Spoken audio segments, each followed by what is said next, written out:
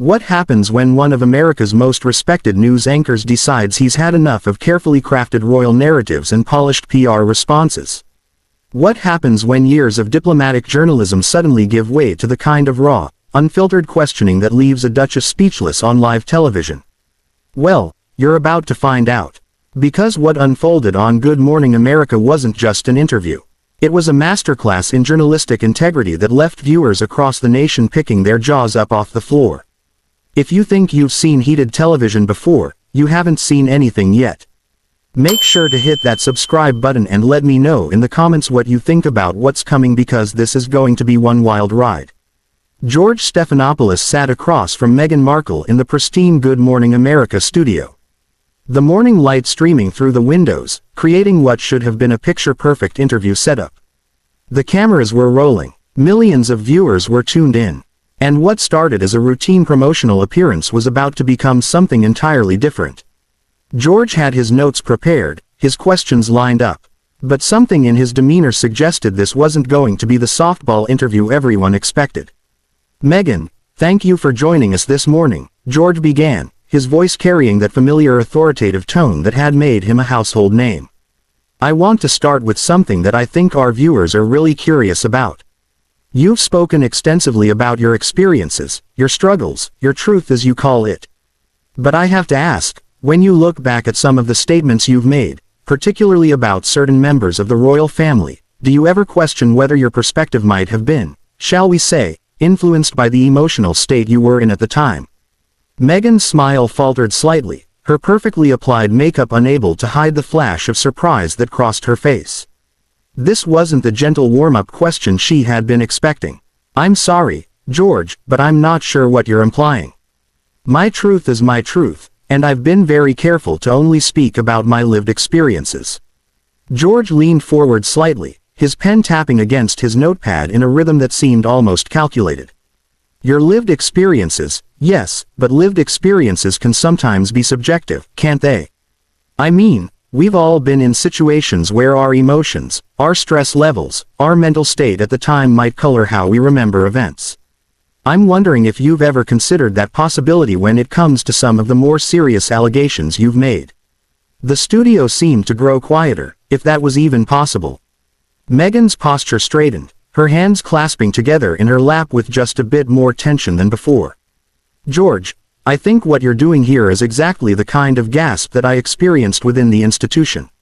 You're suggesting that my memories, my experiences of racism, of being silenced, of having my mental health concerns dismissed, that somehow these are just products of an emotional state rather than real events that happened to me." "I'm not gaslighting anyone, Meghan," George replied, his voice remaining steady, but with an edge that hadn't been there moments before.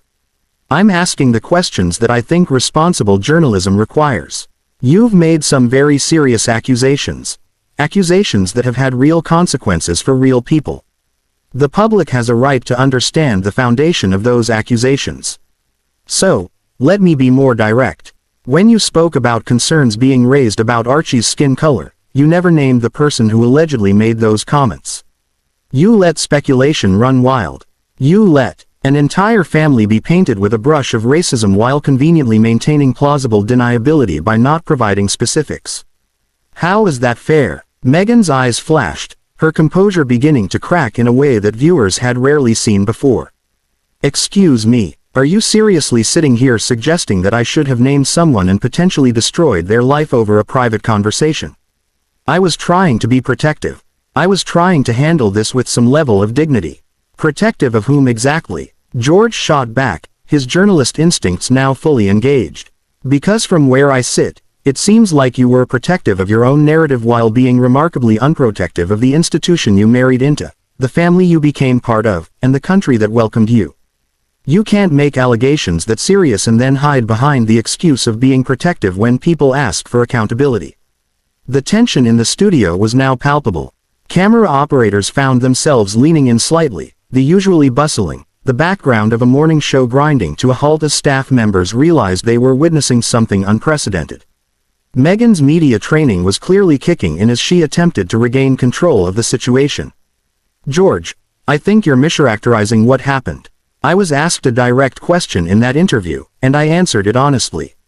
I didn't set out to hurt anyone, but I also wasn't going to lie about my experiences just to protect an institution that had failed to protect me. George's laugh was brief and humorless. Failed to protect you. Meghan, you were given a platform, a title, resources, staff, security, and a global stage. You were welcomed into one of the most privileged positions on earth.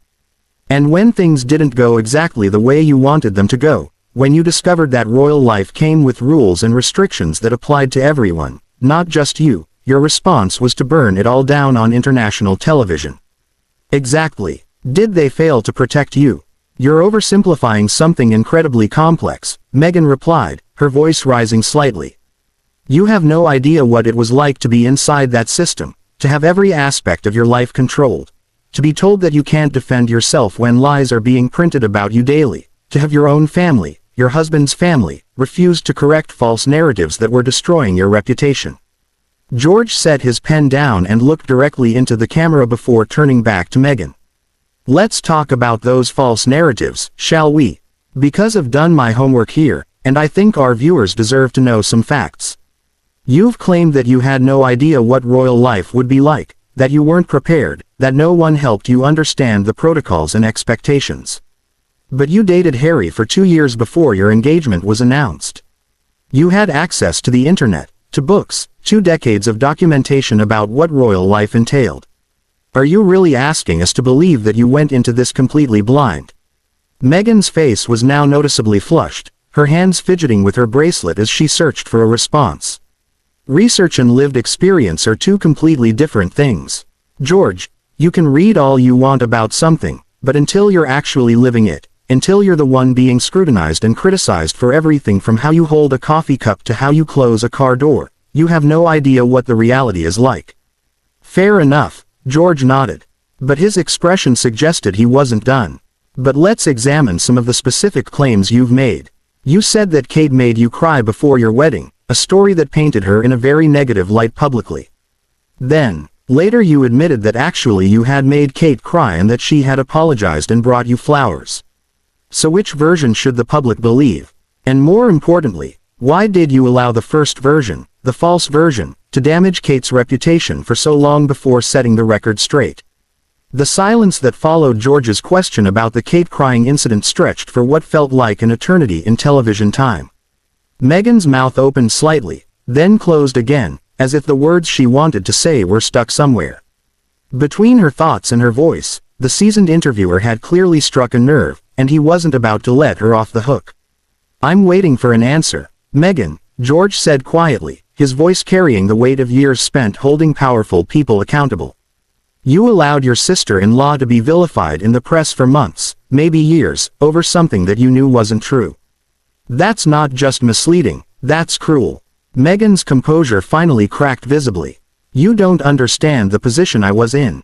Everything was so overwhelming. The wedding planning, the media scrutiny, the pressure to be perfect when that story came out. I was trying to protect the privacy of what was a private moment between Kate and me. I wasn't trying to hurt anyone, but you did hurt someone. George pressed on relentlessly. You hurt Kate. You hurt the monarchy's reputation, and you hurt your own credibility and the way you revealed the truth almost as an afterthought. In another interview, it felt calculated. It felt like you were controlling the narrative, releasing information when it served your purposes rather than when it served the truth. The camera caught Meghan's hands trembling slightly as she reached for her water glass. That's not fair, George. You're painting me as some kind of manipulative person when I was just trying to survive an impossible situation. Every single thing I did was scrutinized. Every word was twisted. Every gesture was analyzed for hidden meaning. I was damned if I did and damned if I didn't. George leaned back in his chair, but his gaze never left her face. Let's talk about survival then, because I want to understand something. You've spoken about feeling suicidal, about reaching out for help and being told that seeking mental health treatment would be bad for the institution. That's a serious allegation, but here's what I don't understand.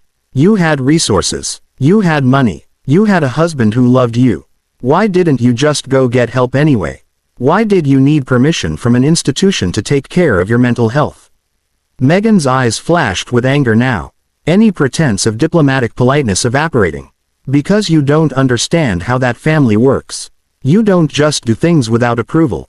Everything has to go through proper channels. Everything has to be vetted. Everything has to be approved by people who are more concerned about headlines than they are about human beings. So, you're saying you chose to suffer rather than risk upsetting the establishment. George's voice carried a note of incredulity. You chose to put your mental health, potentially your life, at risk rather than just walk into a therapist's office. That doesn't sound like the strong, independent woman you've portrayed yourself to be in other contexts. The studio lights seemed to grow hotter as Meghan shifted uncomfortably in her seat. You're oversimplifying something incredibly complex. When you're in that system, when you're part of that machine, you lose yourself. You lose your agency. You become so dependent on their approval, their guidance, their protection that you forget you have other options. George nodded slowly, but his expression remained skeptical. And yet, when it came to other decisions, you seemed to have no problem acting independently.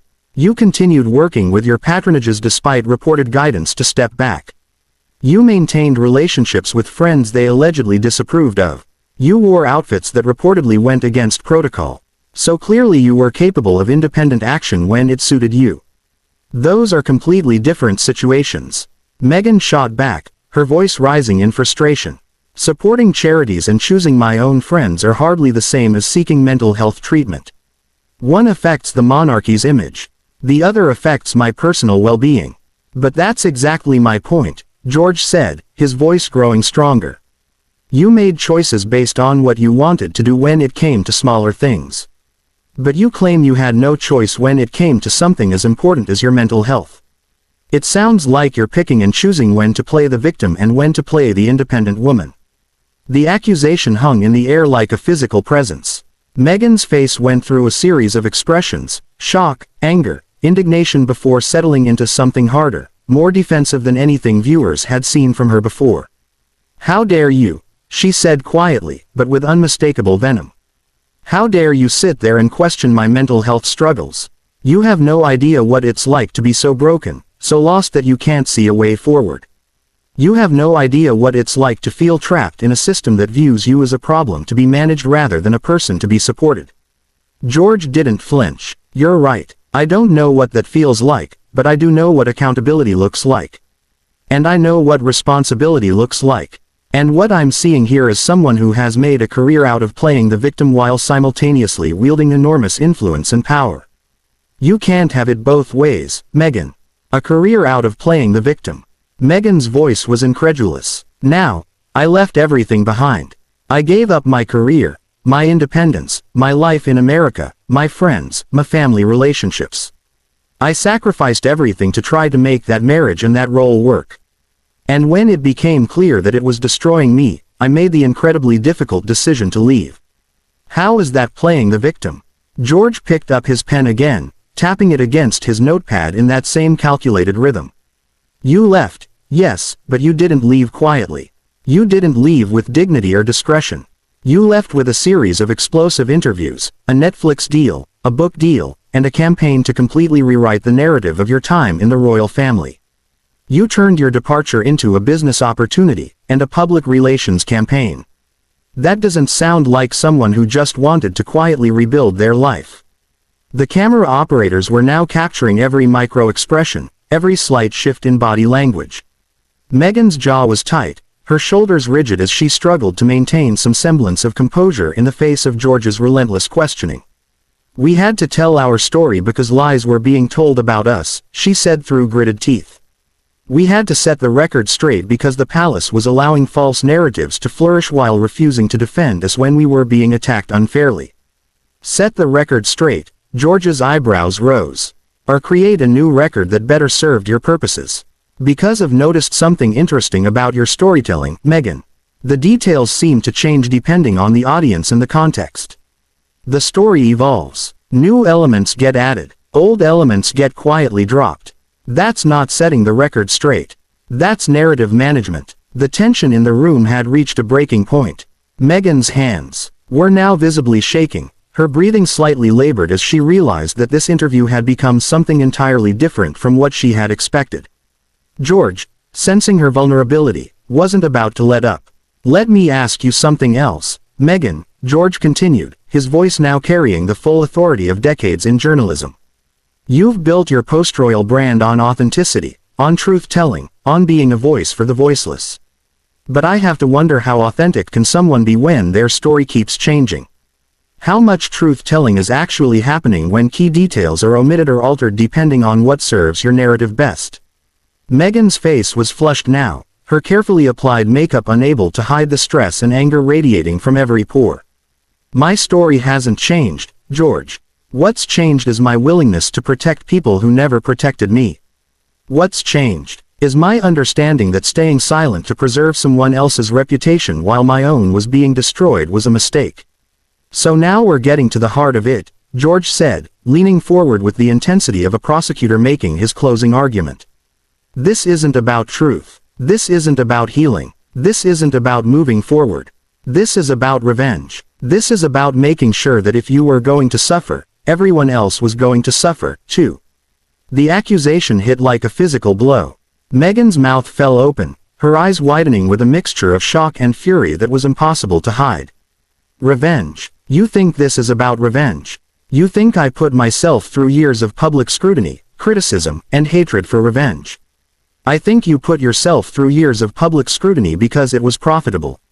George shot back without hesitation. I think you discovered that being a victim, being wronged, being the underdog fighting against the powerful institution, that story sells. It sells books, it sells Netflix shows, it sells speaking engagements, and it sells sympathy. And the more dramatic the story, the more it sells. Meghan stood up abruptly, her chair scraping against the floor with a sound that echoed through the suddenly silent studio. I don't have to sit here and listen to this character assassination. You invited me here under false pretenses, pretending this was going to be a normal interview when clearly you had an agenda from the moment I walked in. George remained seated, his calm demeanor a stark contrast to her agitation.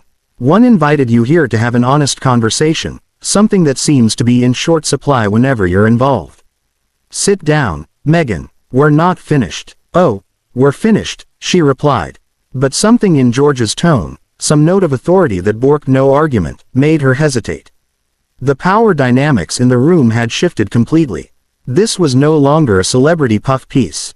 This was a reckoning. Sit down, George repeated, his voice quieter, but somehow more commanding. Because I have one more question, and I think our viewers deserve an answer.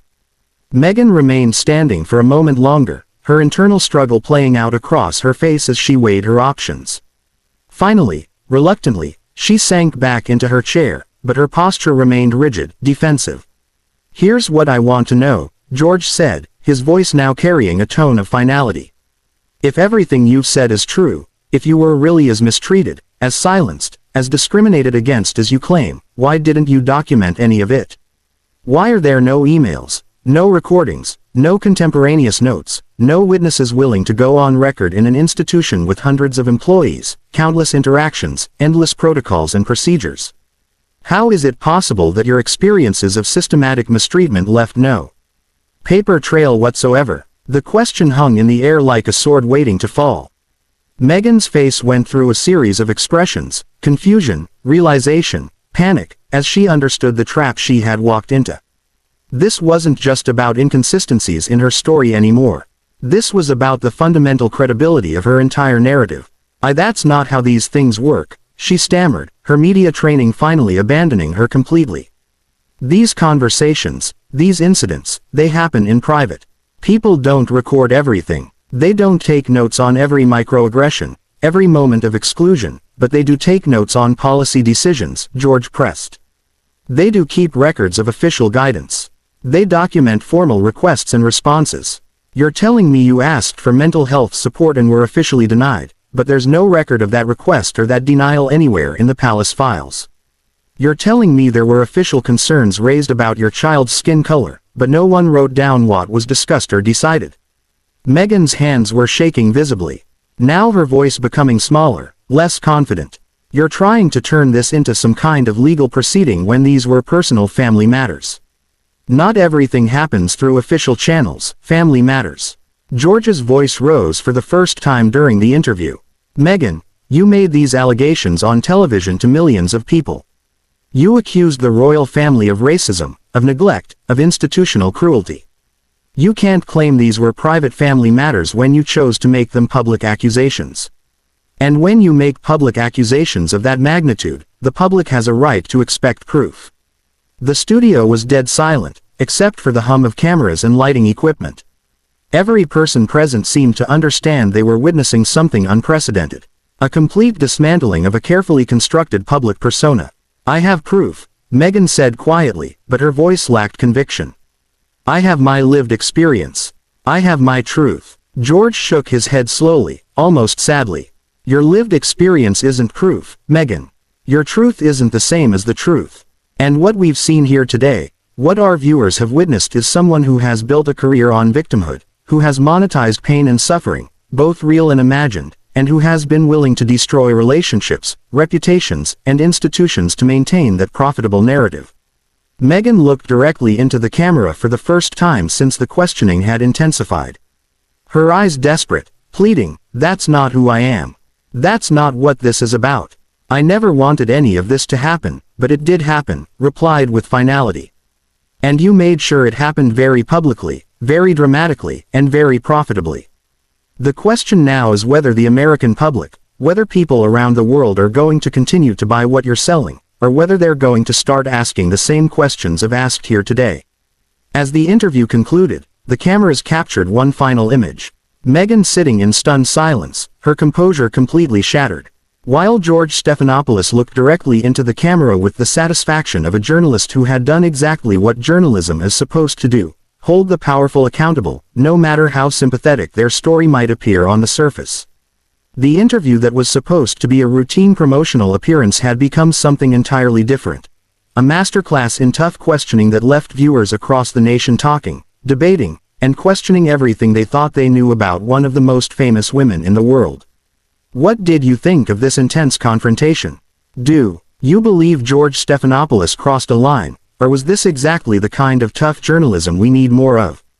Let me know in the comments below, and make sure to subscribe because we're going to be breaking down every moment of this incredible interview in our next video.